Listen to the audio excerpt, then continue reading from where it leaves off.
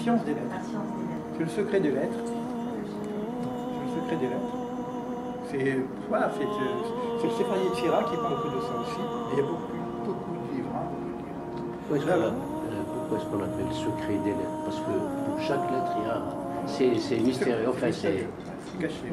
C'est caché. C'est un vrai secret. Et là, on a de la chance qu'on a les livres maintenant. Avant, on n'avait pas les livres. C'est ça l'hébreu. Vous découvrez l'hébreu. La puissance des lettres. Non, mais rien que l'étude les des lettres. Voilà. Derrière les lettres, vous comprenez qu'est-ce que c'est l'hébreu. On peut avoir un chemin spirituel rien que par les lettres. Moi, c'est ce que je propose. Mon travail, c'est de dire, voilà, maintenant, où j'en suis avec le et? Où j'en suis avec le dalet? Où j'en suis avec ma porte? Est-ce que je passe pas? Le changement, je change pas. Je quitte la maison ou je quitte pas la maison? Je marche dans le désert, oui ou non? Où j'en suis à chaque fois avec le aleph, avec le bet, avec le guimel, avec le dalet, avec le hé, avec le vav? Est-ce que le vav, je fais le relire? Est-ce que je relis des choses? Est-ce que je reste seul dans mon coin? Donc, etc. Le vaïd, c'est une arme, c'est Shabbat. On va voir où j'en suis avec le truc, puisque c'est le changement aussi. C'est sans arrêt un travail sur soi. Chaque lettre est un travail sur soi. Il y en a 22. Il y a 32 voies de la sagesse. Il y a du travail. 32 voies de la sagesse. Chacune des lettres est une voie, et plus les 10 séphirotes. Et ça forme l'arbre de vie, etc. Donc mais quelqu'un qui veut étudier les 22 lettres, ça doit prendre des années. Une vie. Une vie, oui. Carrément une vie. Moi, je dirais 22 vies. Pourquoi je dis 22 vies? Parce que dans notre vie, dans cette vie, il faut la découvrir. Vous êtes relié avec une lettre. Il y a une lettre qui est votre lettre. Il faut la découvrir. Et il faut, à un moment donné, combler toutes les lettres. Mais quand on écrit un Sefer Torah, chacun achète une lettre. Chacun achète une lettre. Mais il y a dans les 22 lettres une résonance. Il y a une lettre qui est plus en résonance avec votre neshama. Et quand vous la connaissez, cette lettre, vous faites un collier. Et ça a à faire avec notre prénom aussi? Ça peut être dans le prénom. Ça peut être il y a une relation? Oui, le prénom, c'est des noms, c'est un nom, c'est des lettres. Oui.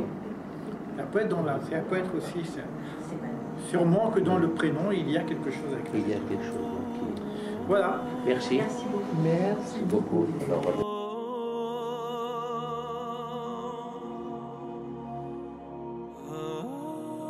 C'est un peu compliqué, oui, c'est un peu mystique. C'est vrai que quand on pense à notre travail, quand on pense à la nourriture, à la maladie, etc., bon, là on plane un petit peu, quoi. C'est le yud, le yud il plane. Heureusement, il y a les yud. Hein? Heureusement. Oui, heureusement qu'on a ça aussi. Merci beaucoup. Heureusement qu'on a ça. Mais bon, il faut aussi savoir que ce que j'ai dit là, bon, j'ai dit peut-être un peu d'une façon... j'ai plané un peu, je ne sais pas. Il faut savoir aussi que toutes ces choses-là, c'est aussi des choses qu'on peut mettre au niveau du concret. C'est-à-dire du concret de ma vie aujourd'hui, même si je sais que je suis au 6, je peux vivre aujourd'hui Shabbat, donc je peux avoir un goût du 7. Je peux vivre aujourd'hui la résurrection des morts, je peux savoir qu'est-ce que c'est l'éternité, donc je peux avoir un goût du 8. Donc on a des approches, je peux régler le problème de la souffrance. Aujourd'hui, il y a un travail à faire sur la souffrance, sur les épreuves. Moi, c'est mon métier, la logothérapie, c'est quoi la logothérapie? C'est apporter du sens même à des situations extrêmes. Et ça sort de la Shoah, quand même. Pas un truc...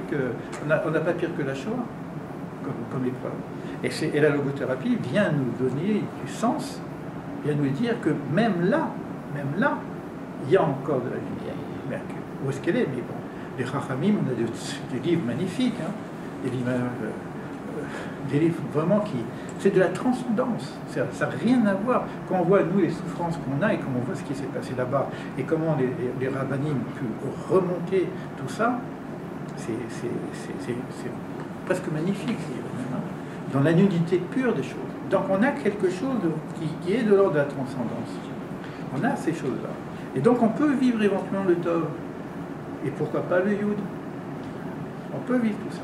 Finalité. On peut vivre tout ça. C'est vrai que les autres lettres sont très intéressantes. Le Kaf, le Lamed, l'enseignement, le Mem, en nouvelle matrice, l'eau, le Maïm.